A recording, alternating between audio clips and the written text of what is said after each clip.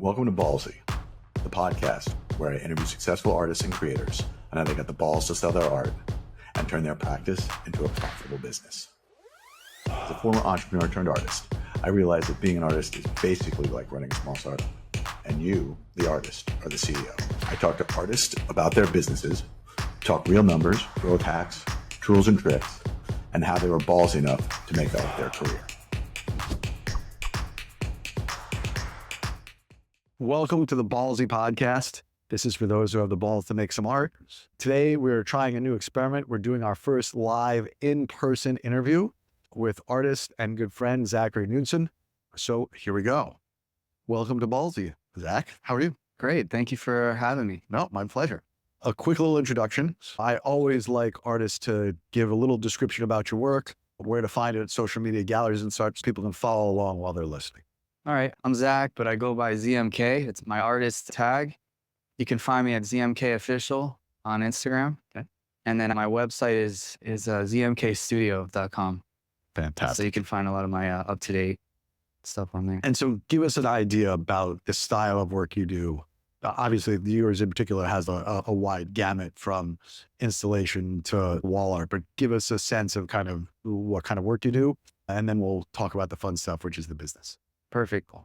So I started out like professionally as more of a glass artist. I started out probably almost 20 years ago doing mostly glass art. I started with etching in glass and over time started incorporating more and more different techniques. So I guess if anything, although I'm a specialist in glass in certain aspects, I would consider myself more of a mixed media artist now because I utilize everything at my disposal at this point. So what are some of the famous works you're known for? Because I think a lot of people have probably seen your work, whether they realize that it was your work or not. So as far as I have a lot of my work is in different categories. So I have public artwork. So it's almost like I'm known for certain things in different places. So I have a lot of public artwork in different cities, Coral Springs, Tamarack. I have large scale works there and around the country. And those might be memorials or big monuments or big sculptures. And then I'm primarily known in the art world for like my In Case of Brokenness pieces, which are like extinguishers that either have, the original was with money in it and they have different themes and every one of them, it's always evolving. It's like an evolving theme. Case of emergency break glass. Yeah. Very cool. And so you mentioned you've been an artist for what, 20 years? Professionally now, I'd like to say, yeah, about 20 years. And what did you do before? It was the glass the only thing you did before? And what was that transition like from pre-full-time artist to post-full-time artist? What did that look like? So it was like a weird thing that happened. So I was always creative and doing like a lot of drawing and painting and stuff like that since middle school. And I had a little bit of an advanced, like my skills were slightly advanced for my age. And because honestly, I wasn't really doing like schoolwork that I was supposed to be doing. So I was just doodling and I spent all my time just doing that instead of actual schoolwork. So that advanced a lot quicker than everything else. It was always that. It was always drawing, sketching. And then that's in high school when I really started to realize that I could be an artist or I wanted to be an artist. But I was thinking like, what would I actually go to school for?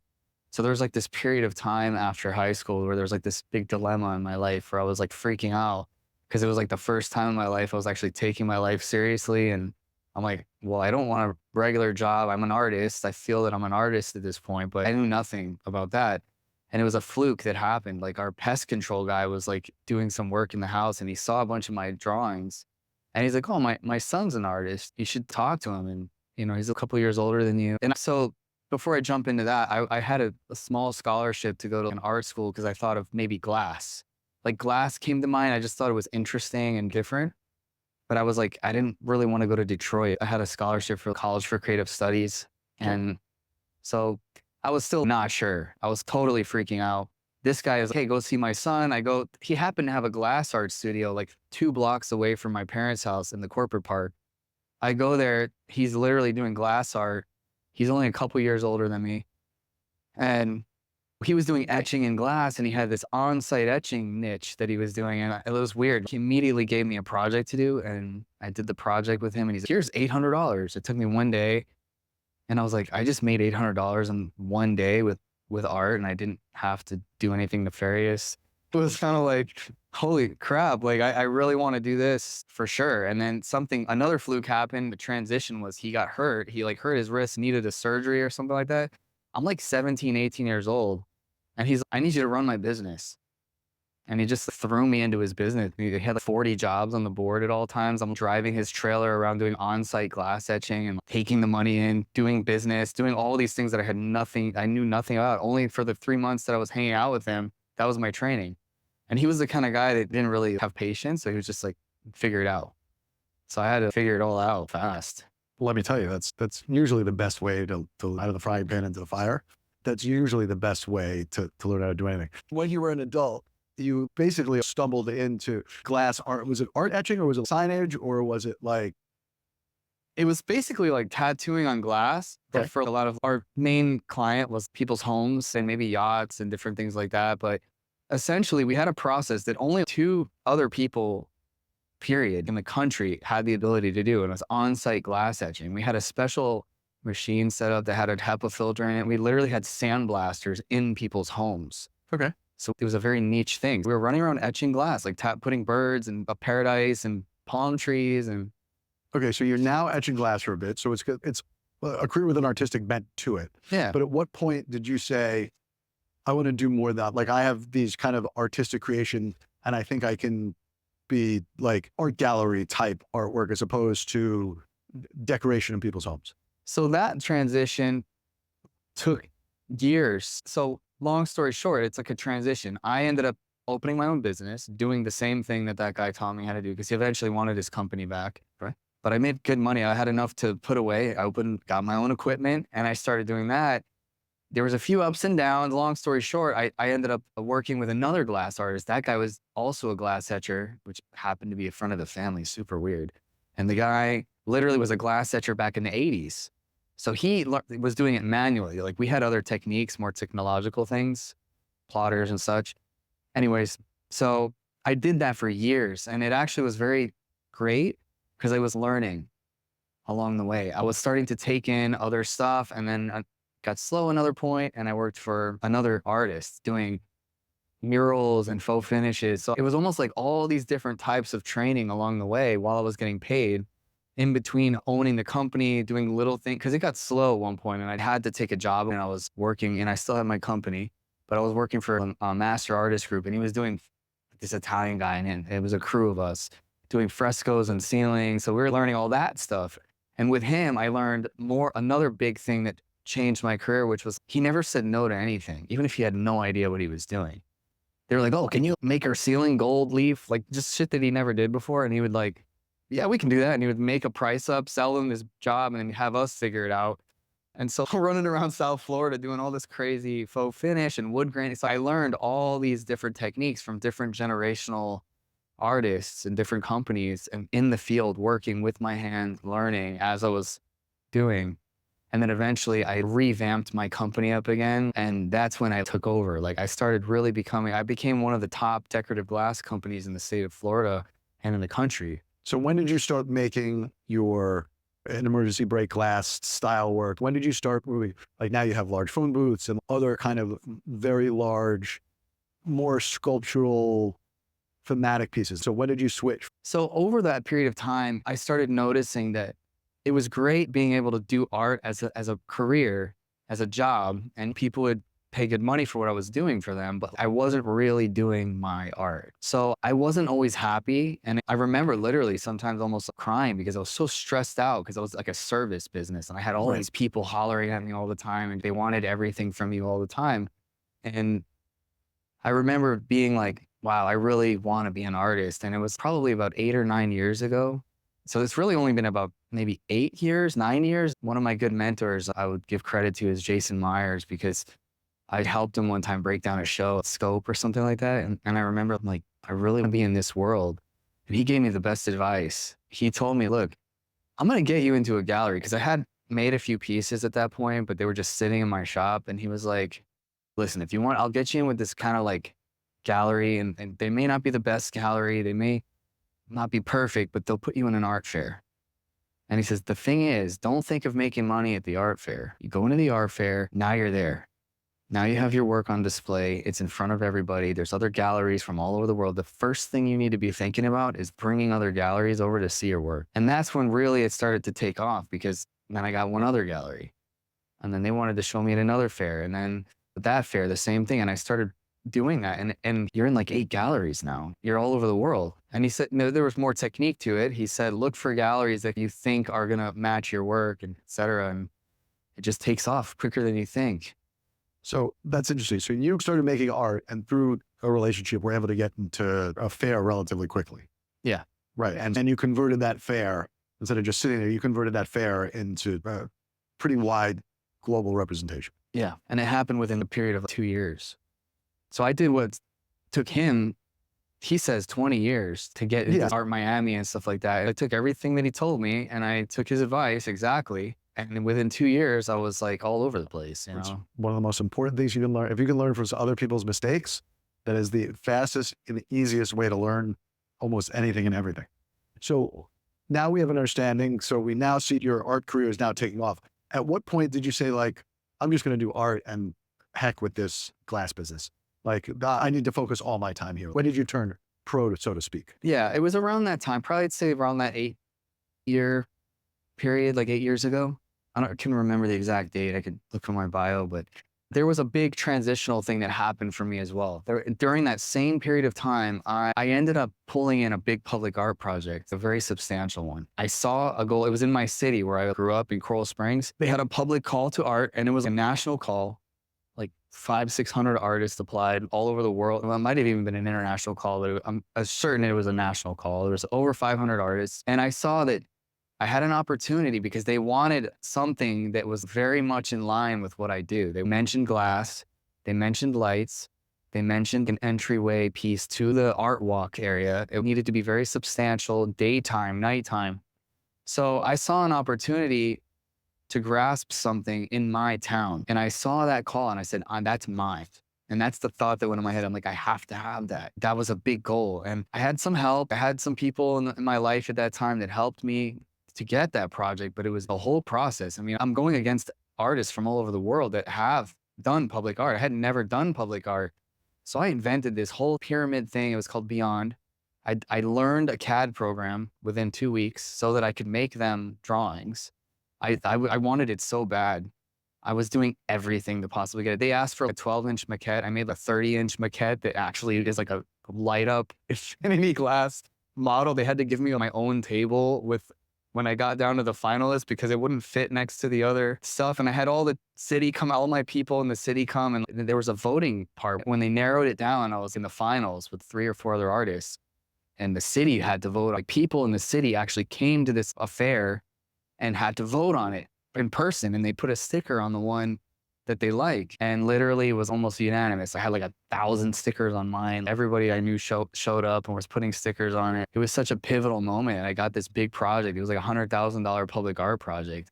The biggest project I had ever gotten. And then I had to figure out how to engineer the whole thing. Because to be quite honest, I kind of BS'd it a little bit. You know, by the end, I didn't even make any money because there were so many issues on the project. But to this day, the lights are still running on it perfectly fine. 10 years later, they're still running. So it was like a big pivotal moment. And I'm sure that was one of the things that led you. So this podcast obviously is about art and business. So we're going to get back into this. But understanding, taking the risk, deciding that this is the project you're going to get. I think that too often artists don't do it enough where they commit and go and really lean into things like that. So I usually like to break this conversation down almost like a balance sheet. So we first talk about revenue, where the cash comes in, and then we talk about costs. So we figure out how you spent the $100,000 and had nothing to show for it. So you obviously make all sorts of sculptures. Do you do other works as well? Do you do prints? Do you do paintings? Do you do editions? What does your artistic, quote unquote, artistic business look like? Like, where does the money come from?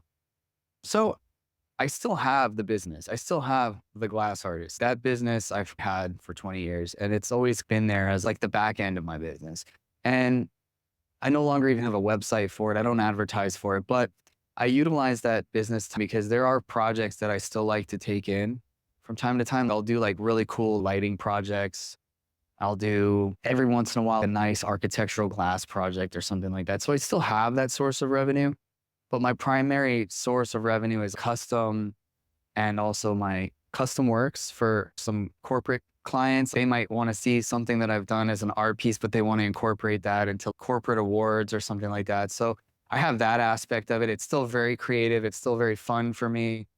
I'm very selective though now as to what I take in. I don't want 100 jobs. I want a couple of good clients, and then I have my art, and that's totally kind of separate. I categorize all my things. I break things up. So let's keep the other businesses aside. Let's focus on the art. So you are mostly sculptures, or do you do other stuff? It's only really sculptures for me. Every once in a while, I'll get somebody that wants a painting or something, but it's always going to be the glass and the lighting sculptures that I focus on. For you, what have been your best sellers, your biggest money makers? Is there like a set of pieces that you're known for that churn most of the cash? So the series that I've done pretty well with is the In Case of Brokenness. There's a lot of different versions of that, and they speak to a lot of different audiences. There's almost like a never-ending audience for that. I've noticed that has a little bit of this, a little bit of that, and it goes to a lot of different collectors. I have young, old, so that one always does well. And then for a little bit on the higher end, I have more expensive sculptures that are my briefcases, the Louis Vuitton briefcases and stuff like that. They're like petty cash. I did pretty well with those. And then the funny thing is, as these other pieces start to go and people start to see that, and I would take some of my older works, more of glass etching pieces and stuff like that, and I would show them together, and people would start now collecting those. So I had a few other series. It was like, You Keep Working Sucker was a pretty good one. They were photo etched $100 bills, and they were layered in infinity and stuff like that. As you sell most of your work via the gallery system, right? And so some people love it and some people hate it. How do you manage dealing with so many different? It can be a little difficult because, first of all, a lot of the galleries are in competition with one another. So if you're at an art fair, you have to be conscious. I always try to be conscientious of my galleries, especially the ones that take good care of me. It's good advice that I would give any up and coming artist. If you're starting to get representation, be good to your galleries. I mean, not all the galleries are going to be good to you, but the ones that are good to you, the ones that go to bat for you, just take care of them, be honest with them. Don't sell behind their back. It'll pay off for you in the end, because if you're trying to be in that world, you want to be at the good fairs, you want to be in good galleries and be represented and get notoriety. It's all about relationships. You know, you really do need to keep good with them. And we're just so like a good example, if you're at the same fair and you are going to be with like more than one gallery there, which happens very often with a lot of artists that are wanted, you need to pick and choose what you're going to have at each gallery. If you have multiple series and they're completely different from one another, you need to have that discussion with them beforehand. And unless you're represented solely by some galleries, then obviously that's a different conversation because there's paperwork involved. But if you're just starting out and you're with a few galleries, just show something different. Have a completely different set of work. And usually you can navigate that in a decent way and not have any issues. But that's one issue that you'll deal with. Another is keeping up with the supply for the demand. I oftentimes run into those issues where, you know, they all want everything at the same time. So how do you manage it? How do you manage the cash flows? How do you decide 3 galleries come to you and then all say, oh, we want this style of work? How do you decide who gets what? Well, depending on the relationship that you have with these galleries, like some of my European galleries will pay for the work. So if they really want something and they know that they're selling your work, oftentimes they will pay you, you know, whatever the percentage is that you have worked out with them, and they'll help fund the work. That's an ideal situation because it keeps cash flow, and You can get galleries to pay up front for your work. I mean, it's difficult. They don't usually want to do that, but if you have a good relationship with them and they're making money with you, then they usually don't mind. Right. If the work sells or they believe the work is going to sell, they do it. But again, you have to have that discussion with them and just be upfront, you know? Now, do you have someone helping you manage these relationships, or do you manage them all by yourself? Do you have an assistant? Or how do you keep track of it all, and how do you keep track of the work? Typically, sometimes I'll scale back, to be honest. If I feel like it's overwhelming me, and the thing is with that, more advice is if you're starting to really feel overwhelmed with the work, the quality of the work can suffer. Your creativity can suffer. Because at the end of the day, it's about quality over quantity. If you really want to stick around in the art world and not just be pumping out art just for the sake of pumping out art and just feeding these machines all the time, realistically, sometimes it's okay. If you have the energy and you have the creativity in you to do it, then do it. If you think you can keep up with feeding galleries all over the world, do it. If you need help, get help.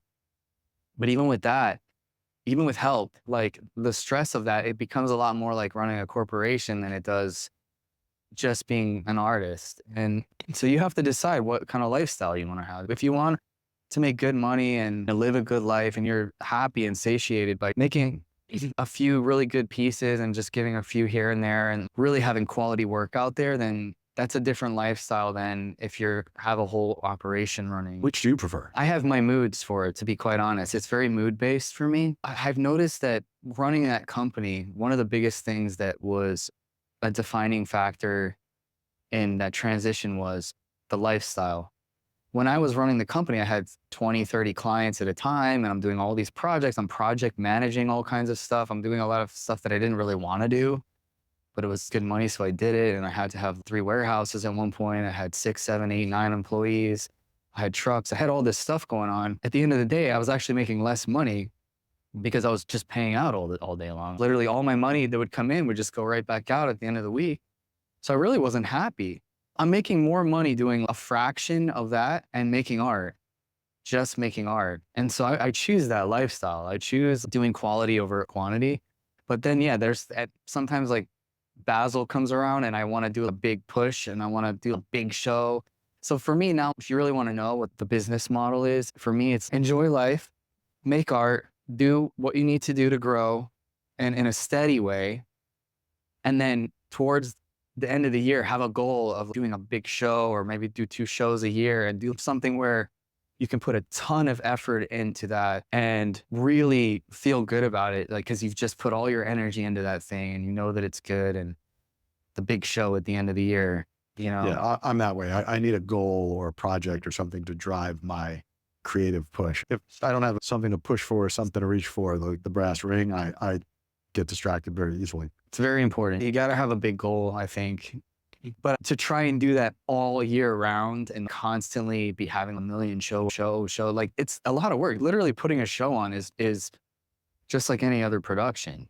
Yeah, for sure. You have to have everything in place. You have to have, you know, your management in order, your team, the artwork, the show. It's a whole thing. It's a whole production. So a couple more questions about selling art, and then we'll talk about making art. Do you ever use any third-party internet sites like Saatchi or SingulArt or any of these third-party digital art gallery sites, or you just do real physical galleries? In the very beginning, a lot of my galleries would have me listed in Saatchi and ArtNet and all that stuff. And we get a couple of hits on there. You'll notice now there's a pretty big downshift of people who are using those sites, because I don't remember what the reason was. There were some changes in their policies and some different things going on with that. That was actually, I think some galleries were complaining for whatever reason. I noticed more headache than anything, because what would end up happening was you'd have a lot of clients that would go on there and they'd reach out to the artist directly through there, and you wouldn't know where they came from. That's the thing. So you would take these clients on and then later find out from your gallery, hey, that was my client. You know, they went around me and they were all upset. So like, even with Instagram, it's like that already. And there's not really much they can do about it. And that's kind of back to where it comes to just trying to have, you know, an open and honest relationship with your galleries as best as you can, because sometimes you don't know. The clients will lie to you sometimes because they want a better deal, and they'll just go and circumnavigate the gallery and come right to you, and you won't have any idea where they came from.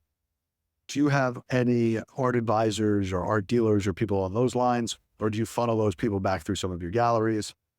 Yeah, over the years, I've had a few art advisors, and I still do. I mean, I have a lot of people that do try to represent me, and they try to, you know, third parties and stuff like that, where they don't necessarily have a physical gallery, but they do some pretty good sales sometimes, I find. It's helpful to have people just going to bat for you, because sometimes they'll even come to the art show and they'll work with your galleries.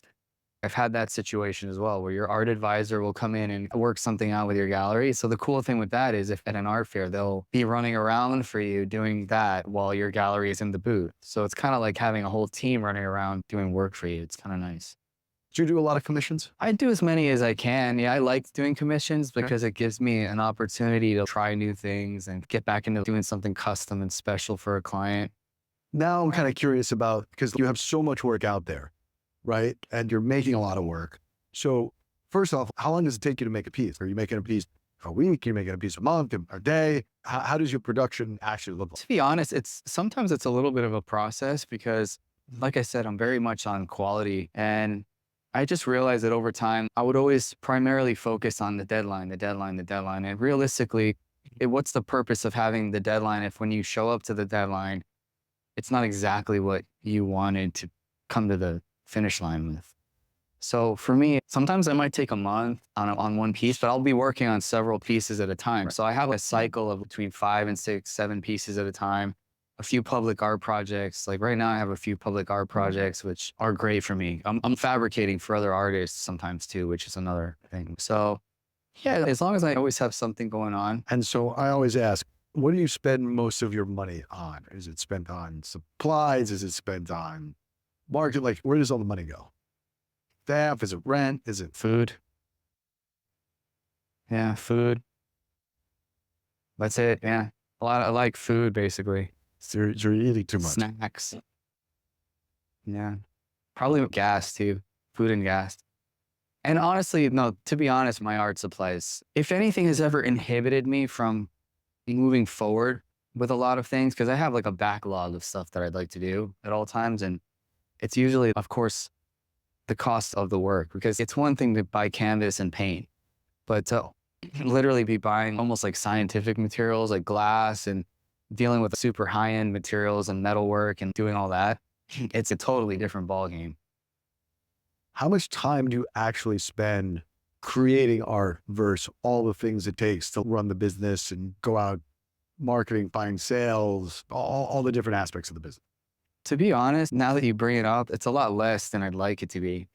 You know, maybe 15% of the time I'm actually physically making this stuff. And the rest of it is maybe design work and dealing with clients and money and also living life. That's another thing. I used to just focus only on the business, only on that. And that was kind of a new thing for me. I really just also want to have a life, you know? I think that's part of the enrichment of an artist, enjoying your life a little bit, you know? Some artists just like to be depressed. Yeah, I don't like that. Do you have a team at all? Do you have anybody that helps you with different aspects of the business, whether it be finances, marketing, production, or is it on an ad hoc basis? Right now, no. I've gone through a lot of people in that regard. I've had a lot of managers, and I find that sometimes it's better to do certain aspects yourself, to be honest, because no one's going to do it like you. And so I found that if you can build a good enough audience that's willing to wait around a little bit for the quality of your work and pay you what you think you should be paid for it, that you can take a little bit of extra time, and that gives you a little bit of extra time to deal with that stuff on your own. So all around, you're just doing better quality with everything. I mean, it's difficult. Like, you know, you do a lot of content. You do a ton of content. Yeah. And I want to do more content, but it's like a whole nother thing. It's a whole nother world.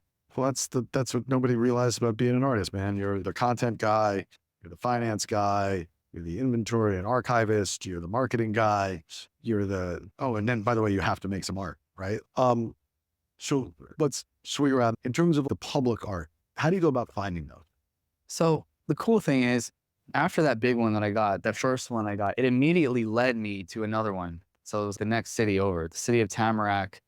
I have an ongoing process with them that every year I add something. So that's a great little niche process or project that I have, doing a veterans park. So that one led to that. And again, once you have those under your belt, it's much easier to get other ones. I probably have 6 or 7 public art projects all over the country, all over the state. They're everywhere. But those tend to be much longer lead, much bigger financial commitment. Oh yeah. Yeah. No, there's a lot more involved with that. So the good thing, you can take this as advice or not.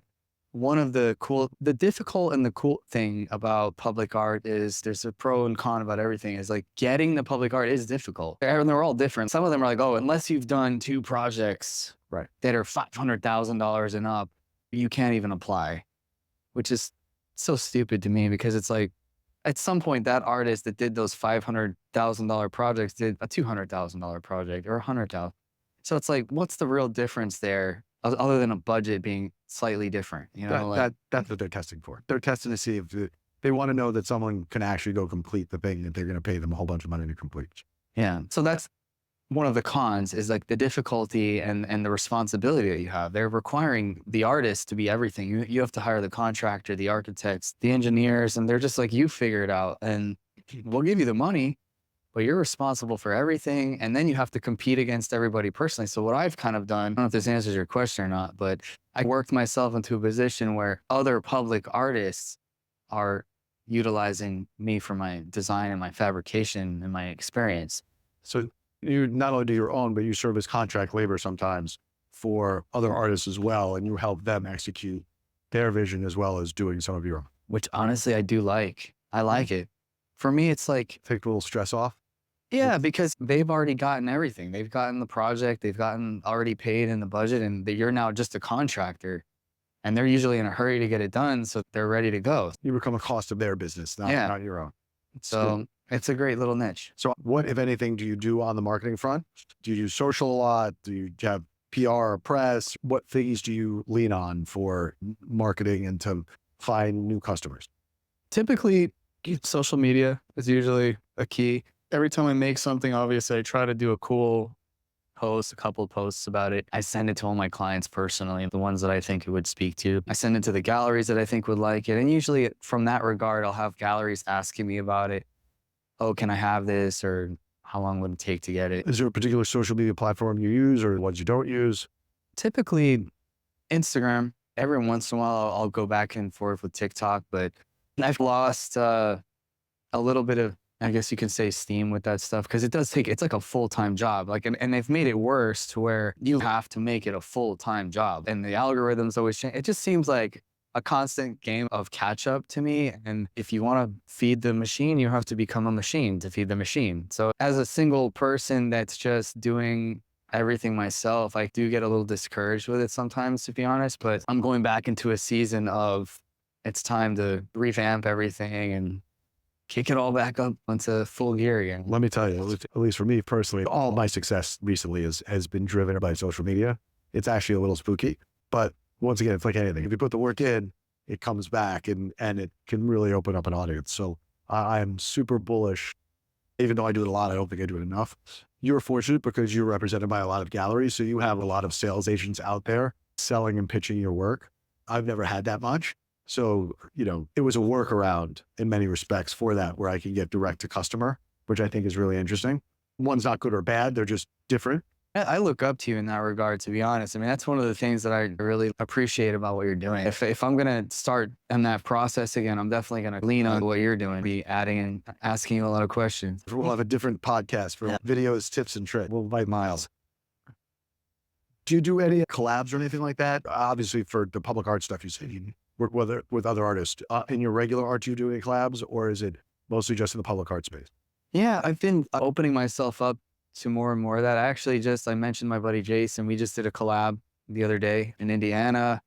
Yeah, it just depends on the person. I have a select group of people a nice, cool little group of artists that I look up to that I would totally collab with. And I have a few that I am working on some projects with that I would consider an actual 50-50 collab. So you do any PR? Do you have a publicist, or have you used publicists in the past? Do you like it? Do you not? Yeah, I've done a lot more in the past. 2019 was a big year for PR for me. I had a lot of stuff going on. Look, all these things are very important things, I think, as an artist. I think you have to be doing all of them. I think you need to be doing the social media. Having a good PR team is super important, especially if you're going to do events. People need to know about your events and everything that you're doing. It's super important. Do I have one right now? No. The things that I've struggled with, though I'm trying to get better at it, though every time another year's gone by, I don't do it well. Do you collect people's emails, or do you have like a mailing list that you send stuff out to? And if so, how do you go about building it? No, I do. The best way to get that is at events and at art fairs. Talking to people is always, for me in business, has always been the way to get everything that I wanted, whether it's a project or a sale.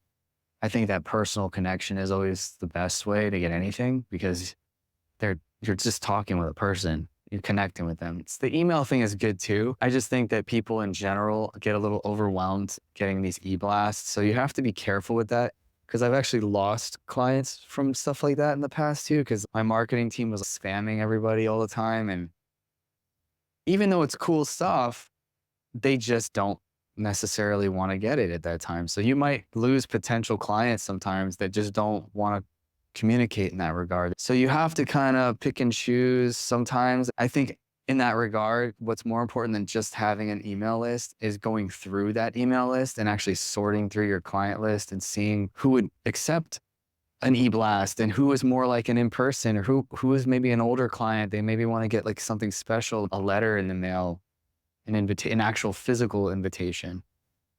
You know, that's important. I think it's not just mass marketing. I think it's how you're marketing, and it's niche marketing. I think it's like actually sorting through that and finding how you can communicate with your clients. For me, the best sales I've ever had was just personal connections with people. Going to someone and supporting them, going actually to their thing, go to the other artist thing, going to their gallery opening, and speaking with them at that event. And that in-person stuff, I think, is always going to be the best. Dude, I like that concept of niche marketing. So switching from that to finances, how do you manage your finances? Obviously, you deal with a lot of galleries, so you have to deal with waiting for a lot of, like, they sell the work, then they got to pay you, and you have to chase them down. And I assume you're doing all that yourself. I do it all myself because, again, I keep it manageable for myself. Like, and it depends. Like I said, I'll get into that season where I want more and more and more. And then, like, okay, now I'm in a position to have somebody and start scaling again. But sometimes I don't want that. Sometimes I'm very happy, and sometimes I just enjoy being an artist for a living. Like, I want to just feel creative. And when you have all that stress and that pressure on you, it quite literally can suck the creativity out of you.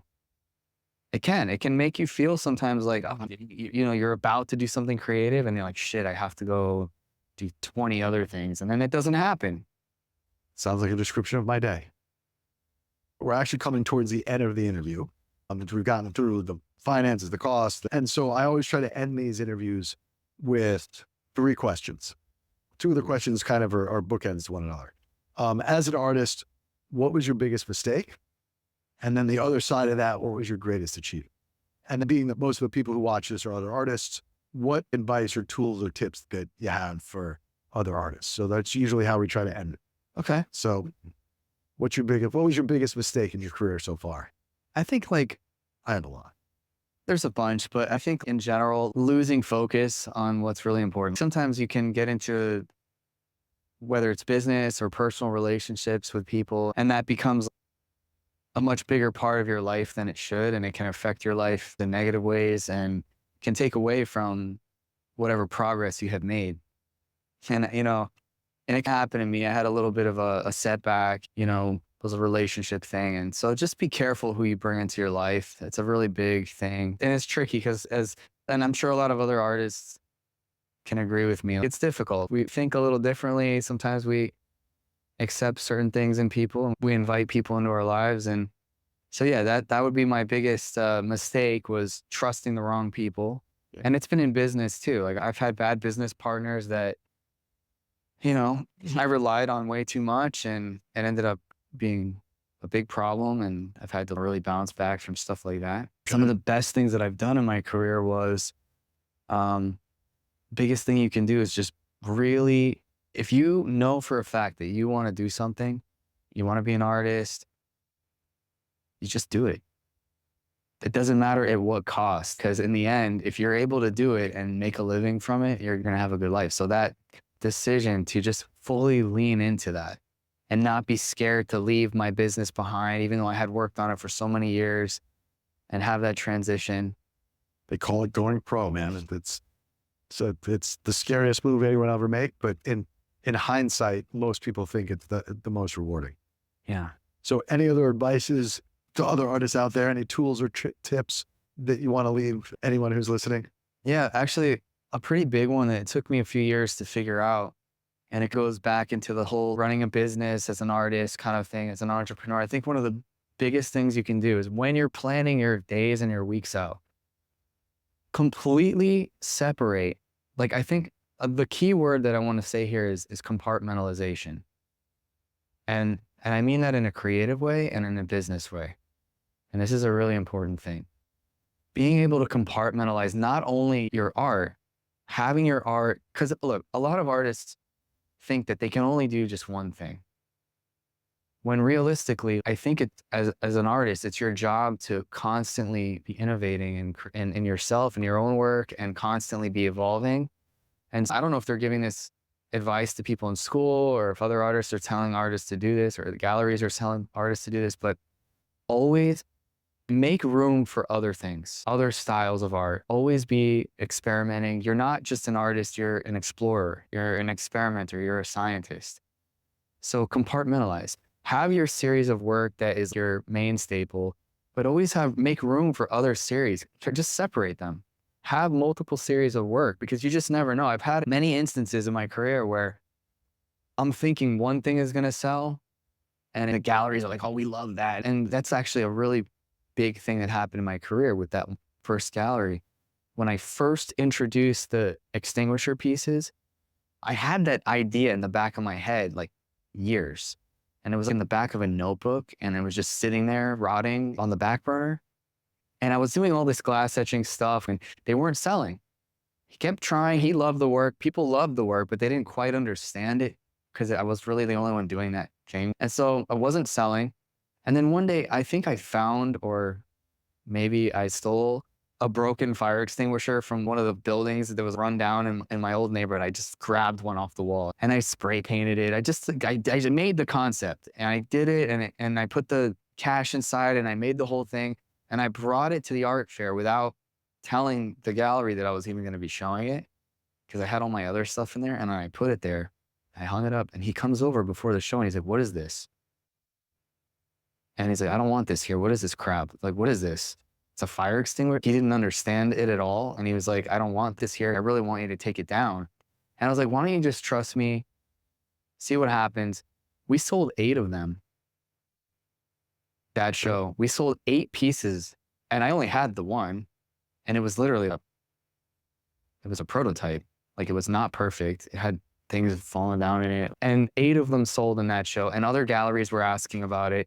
And that show was in Palm Beach. It was one of the Palm Beach art fairs. There was a line of people looking at it the whole time. They weren't even looking at anything else in the booth. Sometimes what it takes. Sometimes it's the right place, right time. Sometimes a little luck. I mean, my best work started as a mistake, so you never know. And then guess what? He was like, oh, when can you make more of these? Make as many as you want. I'll fund them. I'll make more, whatever you want. And so that's how. But that's how it happens, man. That's how the business starts. So compartmentalize. And the reason why I say that word, and this is super important, you need to compartmentalize your life and the art thing. Like if you know that you have a bunch of business back end stuff that you need to be doing on Monday, just totally don't even think about art on Monday. Do not do anything to do with art on Monday. Do it on Tuesday. Because it's 2 different parts of your brain. There's the creative side and then there's the business side of it. And if you're bouncing back and forth, you're taking away from each other. If you know that you're doing art all day and then you have a business thing, the business thing is going to suffer. You're not in a business mood that day. You are in an art mood. You're in a creative mood. And you should have no business dealing with your taxes or whatever else it is that particular day. You have to separate it, put it on a different day. Okay? And that will make your life better and easier and you'll be happier. And I think I see you do this sometimes. You're trying to do everything all day long. Oh, some people can handle it. I'm sure I do it all poorly. But some people are good at handling that. Like they can handle that stress. But for me, and for I think what people struggle with, and I see this a lot, it's that. I struggle with it. We all struggle with it. Right. It's how to prioritize time, how to prioritize tasks, how to create, how to figure all those things. But I think that idea is fantastic advice. Hard to execute sometimes, but I think it is conceptually, I think it is for sure a way to go. Anyhow, Zac, I would like to thank you for sharing your journey and some of your business with us here on the Ballsy Podcast. It was a fantastic chat. And those of you at home, if you can, like and subscribe. And if you enjoy it, share it with a friend. We just launched the ballsypodcast.com website, which has all sorts of content and some extra content out there. So go take a look and we will see you soon.